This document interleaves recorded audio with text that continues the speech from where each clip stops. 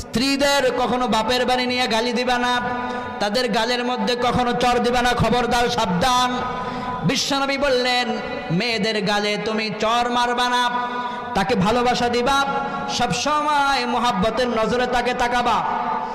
কতটা বছর সে তার বাপের বাড়িতে ছিল, তার বাপের বাড়িতে তার একটা আলাদা বালিশ ছিল, ঘুমাতো। 20টা বছর কাটিয়েছে, 20 বছর সে বাপের খেদমত পেয়েছে, 22 বছর খেদমত পেয়েছে। একদিন তুমি বিসমিল্লাহ কবুল বলে তাকে নিয়ে এসেছ, এরপর থেকে সে তোমার রান্নার কাজে সহযোগিতা করে, তোমার ঘর বাড়ি মুছা দেয়, পরিষ্কার করে রাখে, তোমার সন্তানদের খাদ্য খাবারের আয়োজন করে, ব্যবস্থা করে। যে স্ত্রী রান্না করলে তুমি খাও, সেই স্ত্রীর গায়ে আঘাত করো, তোমার লজ্জা থাকা উচিত, ঠিক কিনা বলেন? যে স্ত্রী রান্না করে সেই স্ত্রীর গায়ে আঘাত দিয়ে পরবর্তীতে তার চোখের দিকে কিভাবে তাকাও? এজন্য বিশ্বনবী বললেন, স্ত্রীরা